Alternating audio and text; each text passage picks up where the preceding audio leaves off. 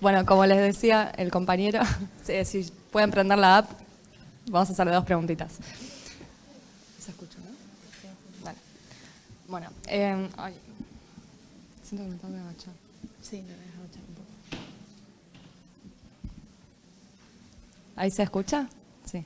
Bueno, nos presento, somos Florencia Gianotti, Tamara Consentino y Florencia de Alfonso, y somos residentes de segundo año del Hospital Posadas, que es un hospital nacional.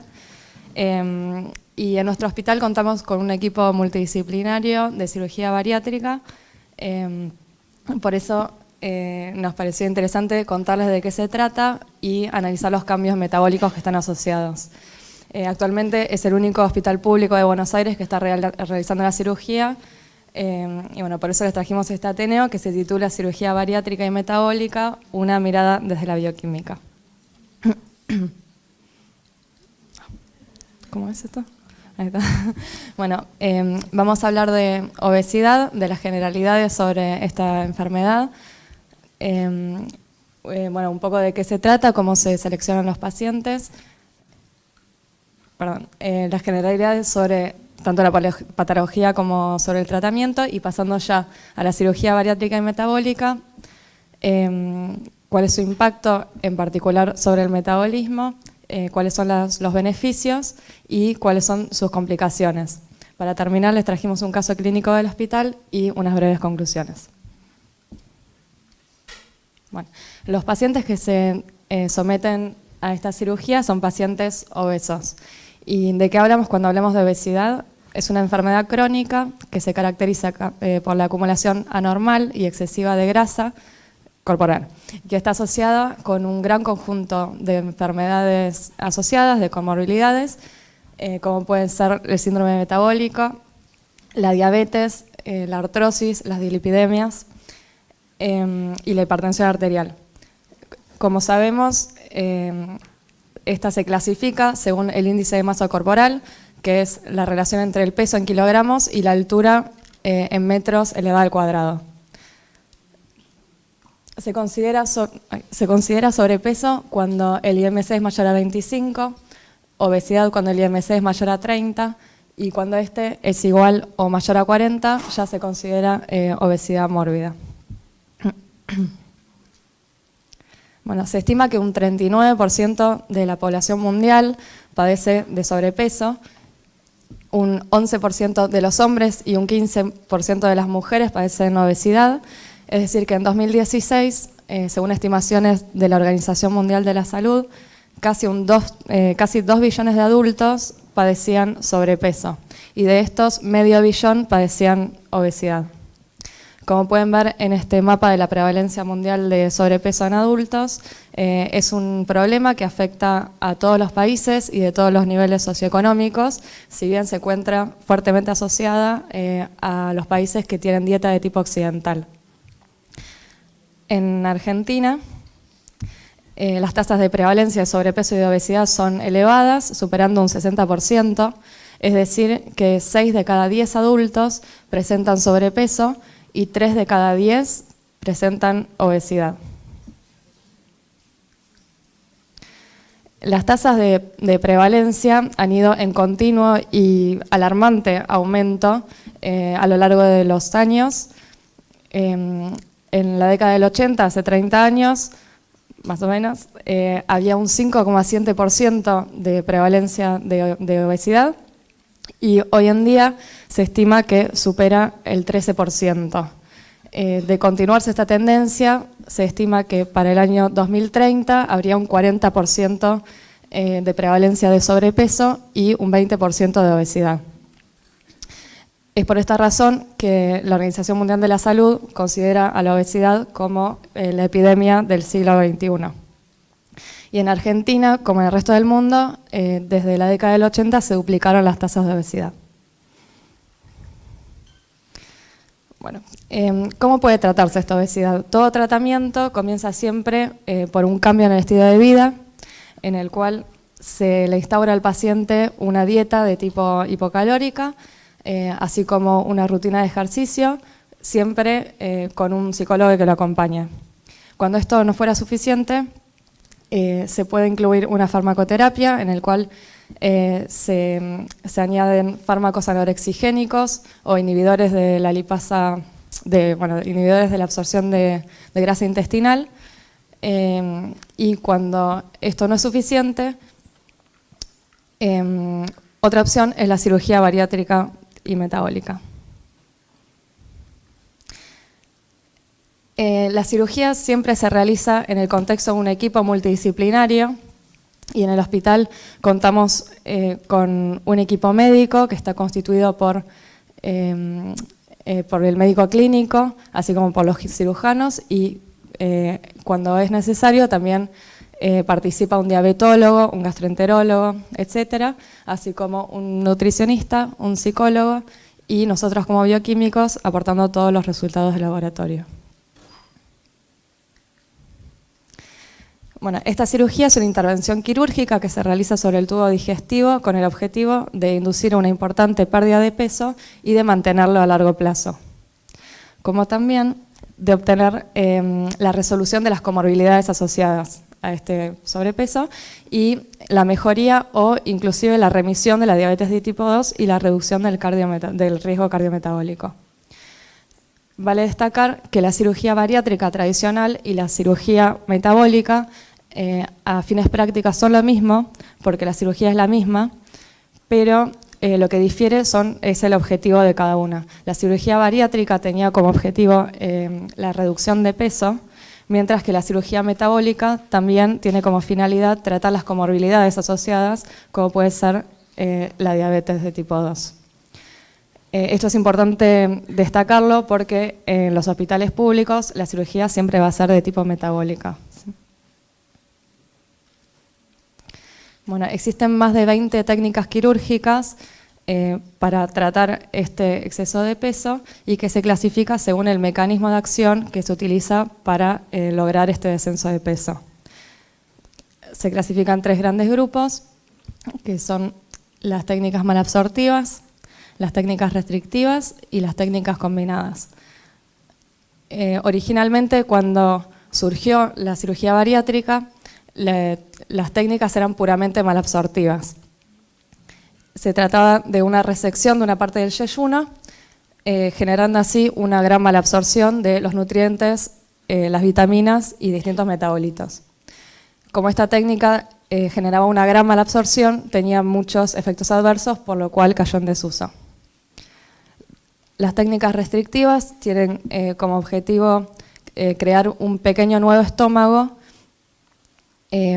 menor que el estómago del paciente original, por lo cual se limita la cantidad de alimentos que puede ingerir el paciente, ¿sí? Y las técnicas combinadas tienen un componente malabsortivo por alteración del pasaje de los nutrientes y un menor volumen del estómago también. En el hospital se hacen técnicas restrictivas y combinadas.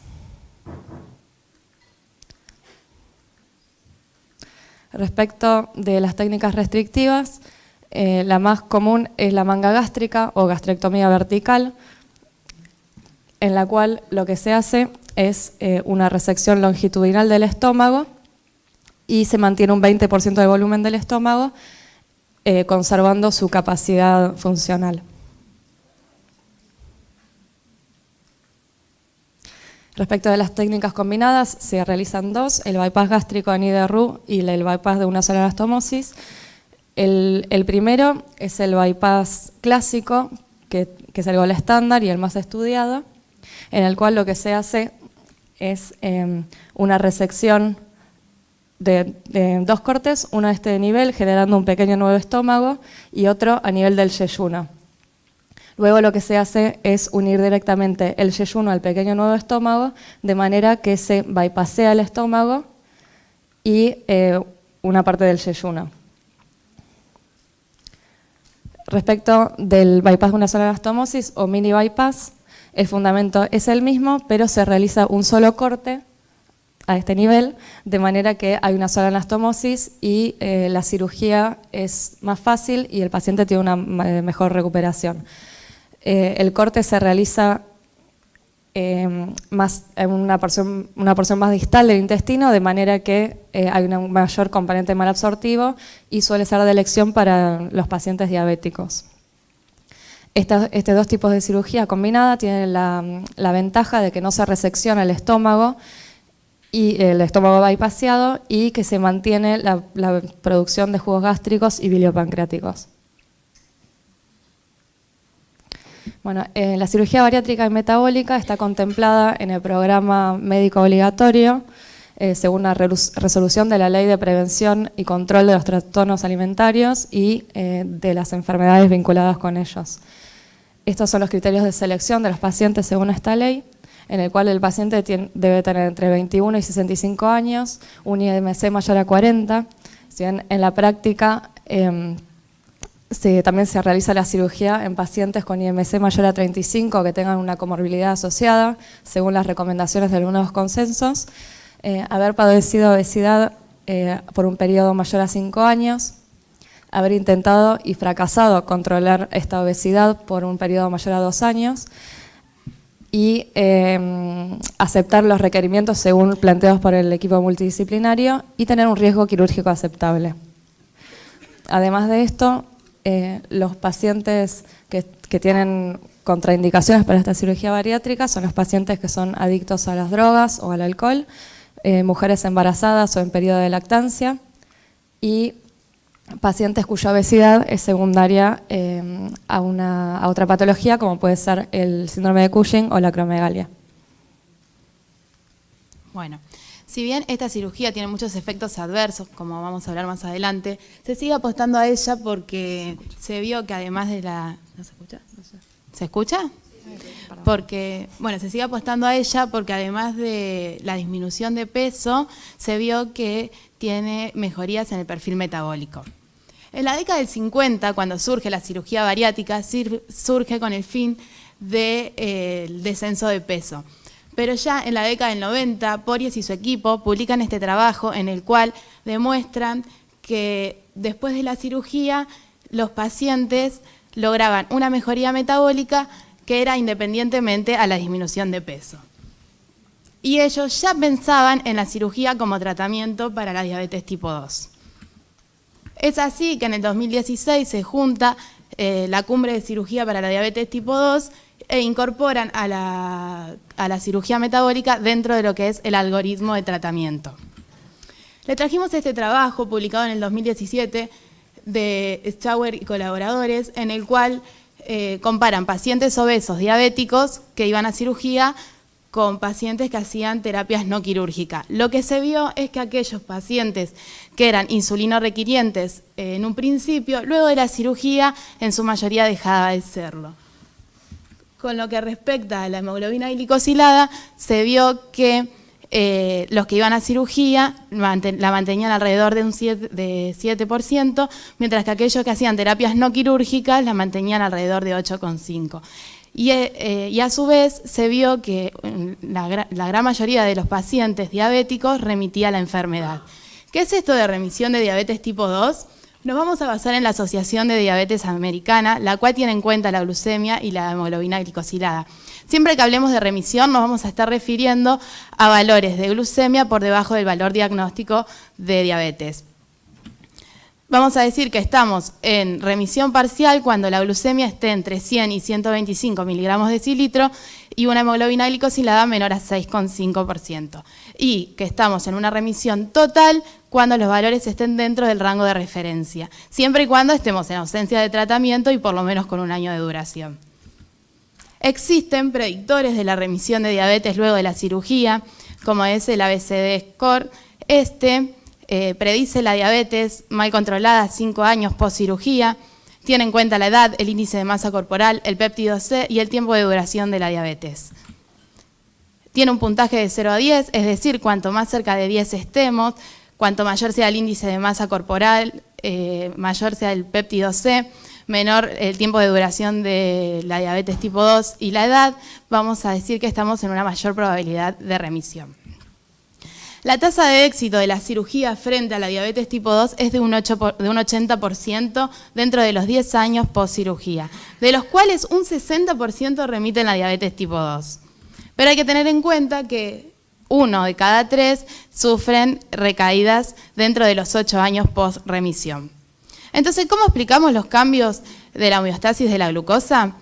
Por un lado, por los cambios anatómicos, ya sea la disminución del volumen del estómago, la alteración del transporte de los nutrientes y la aceleración del vaciado del sistema digestivo, que llevan a un aumento de la secreción de postprandial de insulina, la reducción de la producción de glucosa hepática y la alteración de la liberación de los péptidos intestinales. Todo esto tiene un gran impacto en la disminución de peso, en la mejoría de las comorbilidades y en aquellos pacientes diabéticos, en muchos casos los lleva a la remisión de la diabetes tipo 2. Por otro lado, los cambios en estos neuropéptidos, ya sea la disminución de la grelina, porque la grelina se secreta en el fundus gástrico, lo que ahora tenemos alterado, o el aumento del péptido I, porque por la llegada rápida de los nutrientes a la parte distal del intestino, estimula las células L del ilion, lo cual incrementa la concentración de este neuropéptido. Esto impacta directamente en el núcleo hipotalámico, lo que lleva a un aumento de la saciedad y una disminución del apetito. Esto va acompañado de señales periféricas que lleva el nervio vagal desde el sistema digestivo hacia el núcleo del tracto solitario, lo cual también impacta en el núcleo hipotalámico, potenciando los fenómenos anorexigénicos. Uno de los mecanismos más importantes es el efecto incretina, que por un lado la llegada rápida de los nutrientes a la parte distal del intestino estimula la secreción de un péptido de GLP-1, que es potenciado por la disminución de la proteasa DPP4, que se encuentra disminuida porque se libera fisiológicamente de las partes bypaseadas del intestino. Esto tiene un efecto directo sobre el páncreas, aumentando la secreción de insulina, disminuyendo la de glucagón, aumentando la producción y disminuyendo la apoptosis de las células beta. A nivel central estimula la saciedad, a nivel hepático disminuye la gluconeogénesis y a nivel de los músculos aumenta la captación de glucosa. Por otro lado, el bypaseo del duodeno hace que no se dé el efecto antiincretina, que es la liberación de metabolitos diabetogénicos. Todo esto contribuye a mejorar el metabolismo de la glucosa. Si bien, además de los beneficios que tiene sobre la cirugía sobre la diabetes, tipo 2 también tiene un gran impacto sobre las comorbilidades, sobre el síndrome metabólico, ya sea por la disminución de peso, la mejoría en el perfil lipídico y la hipertensión. En este gráfico de tasa de remisión de dislipemia, extraído de un trabajo publicado en el presente año, en el cual se evalúan distintas comorbilidades asociadas a la obesidad, vemos que entre un 40 y un 95% de los pacientes remiten la dislipemia.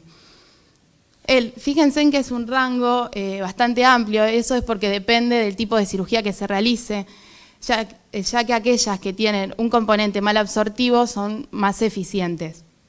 En este gráfico, que lo trajimos de un trabajo en el cual participaron 4.000 pacientes, en donde se compararon pacientes que iban a cirugía con control, se vio que los niveles de triglicéridos y de colesterol HDL eran más favorables en los pacientes que iban a cirugía con respecto al control. También se reportó que entre un 80 y un 90% de los pacientes remiten la hipertensión. Y este gráfico se los trajimos porque lo que se empezó a ver es que a partir de los 5 años los pacientes empiezan a aumentar de peso, que lo vemos reflejado en el gráfico de índice de masa corporal, en donde a partir de los 5 años empieza a aumentar el índice. Esto está asociado a que estos pacientes hacen terapias prolongadas. Por lo tanto, les cuesta adherirse al equipo multidisciplinario. Bueno, como sabemos, los pacientes obesos son pacientes que se encuentran en un estado inflamatorio crónico, por lo que se encuentran aumentados los marcadores de inflamación, como son la proteína C reactiva y la cistatina C. Por otro lado, sabemos que es un tejido secretor, secreta leptina, por eso se ve aumentada, pero a su vez estos pacientes tienen una resistencia a esta hormona anorexigénica. Otra hormona importante que secretan los adipocitos son la adiponectina, que en estos pacientes se ve disminuida porque la capacidad secretora pierde actividad. Cuando el paciente disminuye de peso, la actividad secretora se restablece, por eso hay un aumento de los niveles circulantes de adiponectina. Con lo que respecta a la leptina, como baja la masa adiposa, va a haber una disminución, pero restablecen sus ciclos normales porque se pierde la resistencia a ella.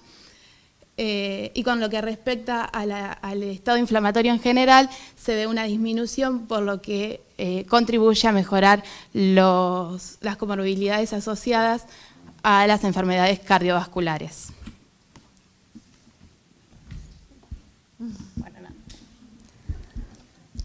Bueno, estas son algunas fotos de pacientes que se atendieron en nuestro hospital y que fueron sometidos a cirugía bariátrica. Las fotos las sacaron ellos mismos y se la enviaron al equipo de cirugía bariátrica, que nos la proporcionaron para que se las mostremos hoy. Acá este paciente, como pueden ver, esta es una foto antes de la cirugía. El paciente no podía caminar.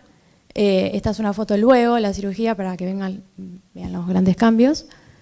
Esta es otra foto de dos pacientes. Es bastante impresionante. Bueno.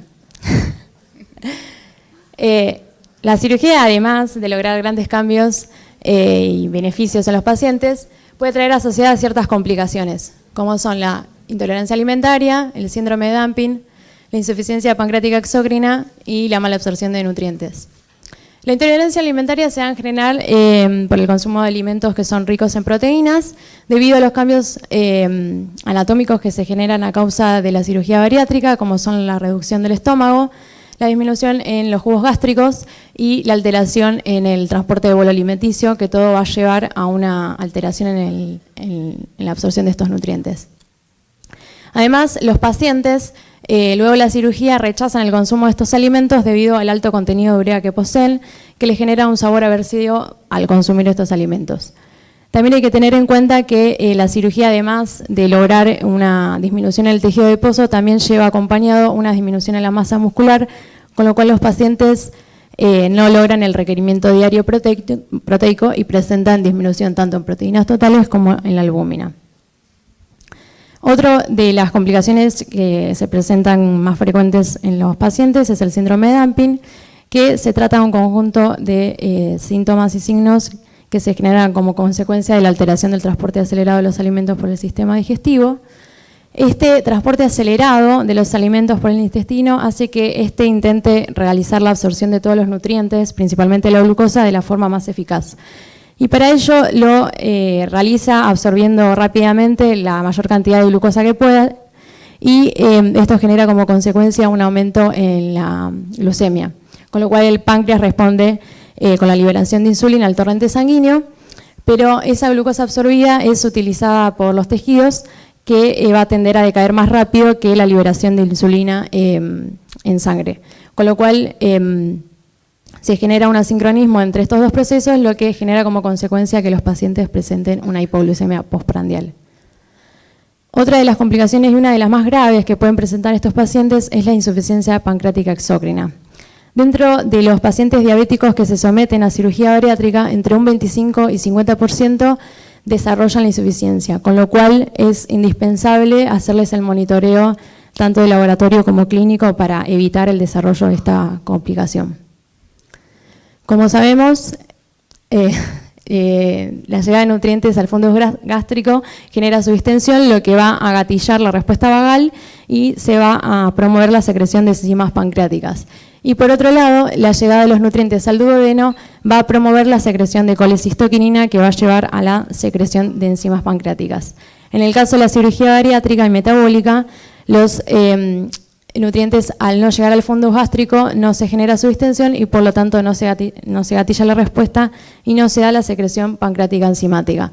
Y también, por otro lado, como veníamos diciendo, al bypassar el duodeno, no se promueve la secreción de colecistoquinina y por lo tanto baja la secreción de enzimas pancreáticas. Por otro lado, también se da un asincronismo entre el vaciado gástrico y la secreción enzimática que va a llevar a una disminución de la vida media enzimática. Y debido a estos dos procesos, los pacientes desarrollan la insuficiencia pancreática exócrina. Y ahora les preguntamos, ¿cómo creen ustedes que realizamos el diagnóstico de esta insuficiencia desde el laboratorio? Opción 1, amilasa pancreática, lipasa y Van de Kammer. Opción 2, insulina, péptido C y estatocrito. Y opción 3, elastasa y parámetros nutricionales, principalmente vitaminas liposolubles.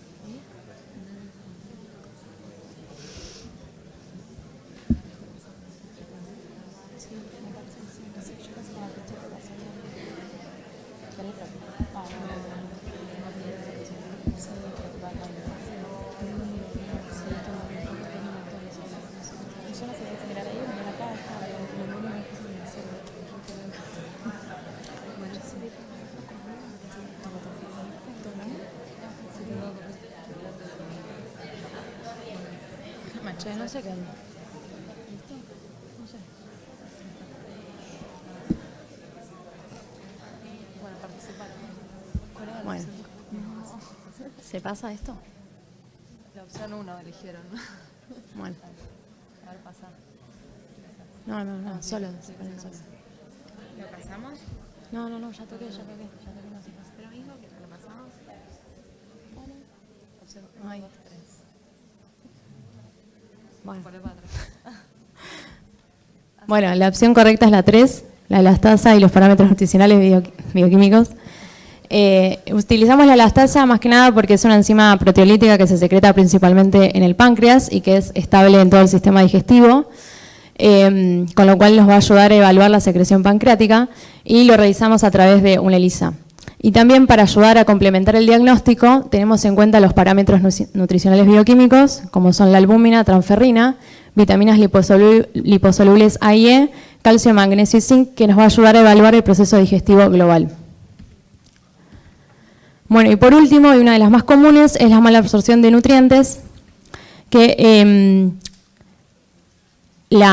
digamos que al indicar un procedimiento bariátrico es indispensable tener en cuenta el riesgo a futuras deficiencias que pueden presentar los pacientes, más que nada en las cirugías que tienen un componente malabsortivo.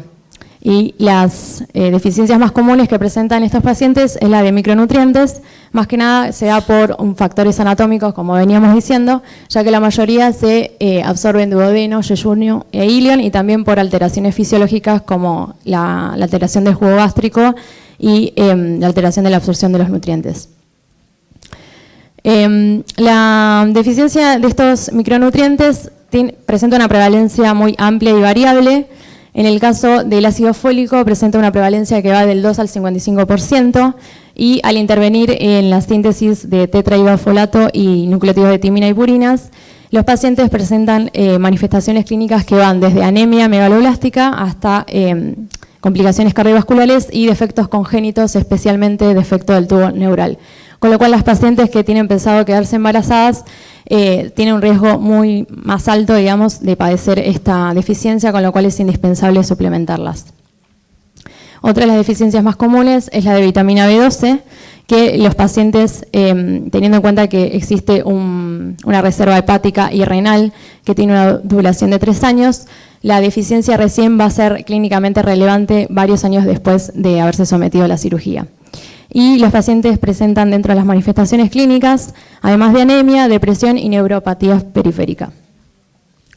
Con respecto a las deficiencias minerales esenciales que podemos monitorear desde el laboratorio, tenemos el calcio, que su déficit va a generar como resultado una pérdida en la salud ósea, y los pacientes son más propensos a presentar fracturas, calambres musculares, osteoporosis, osteopenia, insomnio e irritabilidad, y también presentan un constante aumento de la hormona paratiroides, con lo cual presentan un hiperparatiroidismo secundario.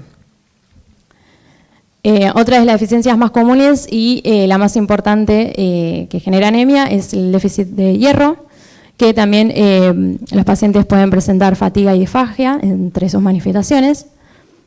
Y con respecto a las vitaminas liposolubles, se generan como consecuencia una alteración de su absorción debido a la dieta baja en grasas.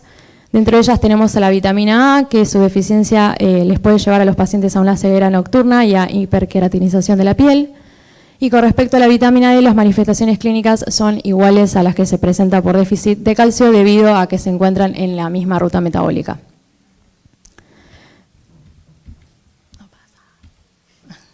Y por último, con respecto a los oligoelementos, tenemos el cobre, que su déficit, además de producir anemia, también lleva alteraciones tanto neuromusculares como inmunológicas. Y también el déficit de zinc puede presentar los pacientes pérdida de cabello y también alteraciones en el sistema gastrointestinal y inmunológico. Con lo cual, debido a todas estas deficiencias que pueden presentar los pacientes y que es muy frecuente, estos son suplementados de por vida con complejos vitamínicos. Luego de la cirugía también hay que tener en cuenta que es sumamente importante realizarle los monitoreos de laboratorio, aunque presenten buenas respuestas, ya que se pueden detectar deficiencias subclínicas y también para evitar el desarrollo de deficiencias mucho más graves, con lo cual el laboratorio es muy importante para complementar la evaluación tanto clínica como nutricional. Entonces, luego de la cirugía, al paciente se le hace, luego el primer mes y a los 3 meses, un laboratorio de rutina. Luego, a partir de los 6 meses, al año y al año y medio, se incluye a este laboratorio todo un perfil de anemias. También se le hace calcio, PTH, albúmina, proteínas totales, vitamina D y fosfatasa alcalina ósea. Y por último, a los 2 años y luego una vez por año se hace vitamina A y zinc.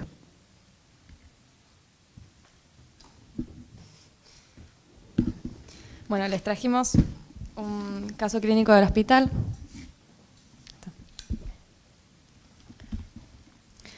Es una mujer de 58 años que en febrero de 2016 consulta por primera vez con la diabetóloga del equipo de cirugía bariátrica del hospital.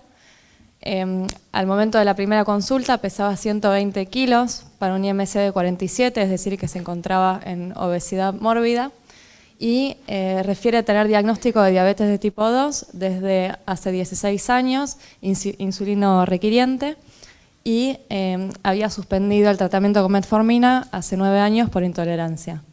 Además, es obesa desde la juventud, también hipotiroidea en tratamiento con levotiroxina, hipertensa en tratamiento con antihipertensivos y con estatinas, y tiene polineuropatía diabética. Además, refiere haber realizado varios tratamientos homeopáticos, auriculoterapia, y haber tomado suplementos nutricionales sin nunca lograr descenso de peso. Además, no realiza actividad física y es ama de casa. Bueno, como dijimos, a todo paciente que ingresa por primera vez se le realiza un control que incluye un hemograma completo, un perfil renal, así como un perfil lipídico y un perfil glucémico, que incluye la hemoglobina glicosilada y la fructosamina, y además de la insulinemia, ¿no? Además, se le realiza un screening de enfermedad tiroidea debido a la alta prevalencia de esta patología.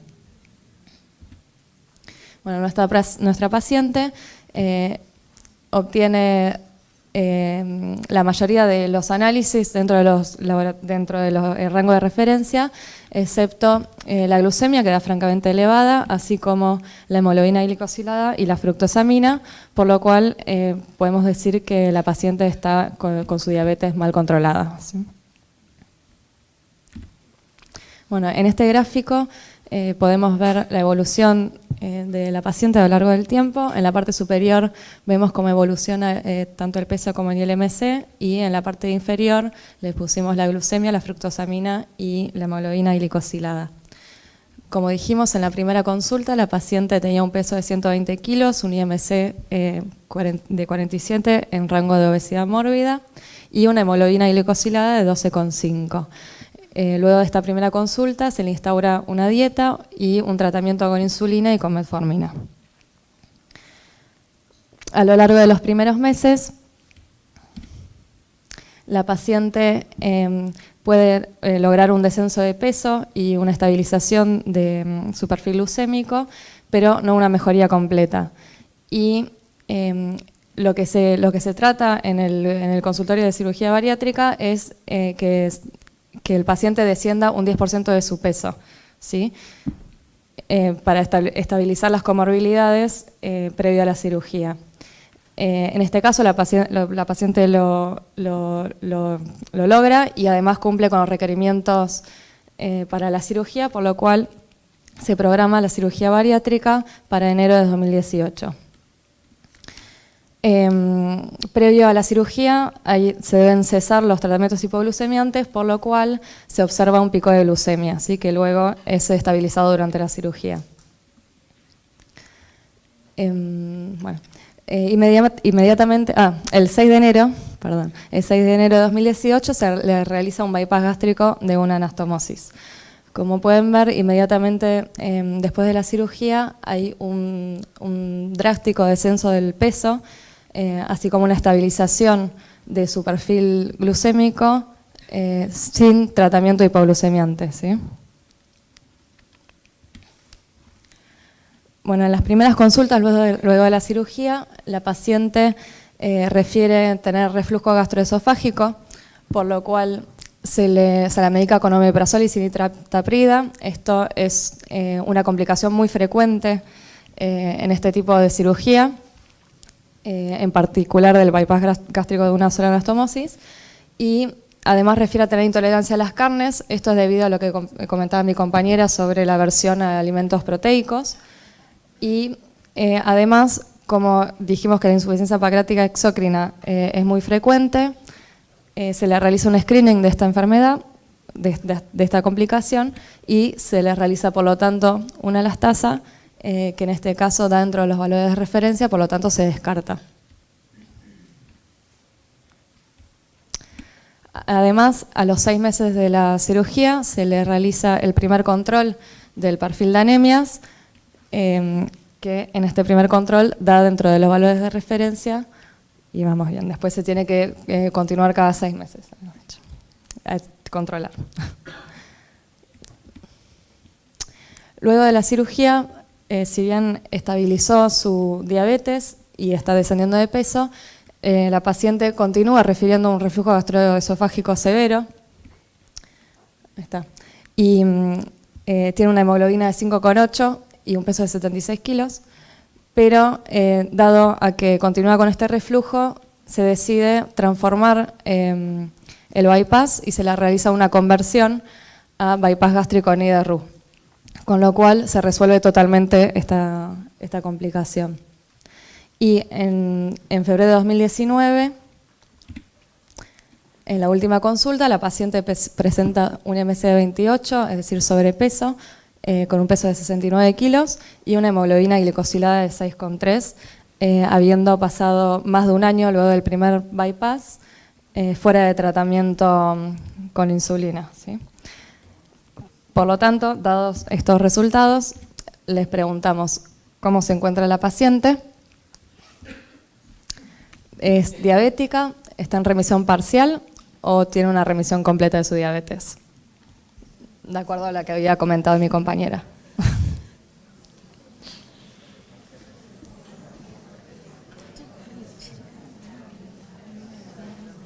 ¿Cómo?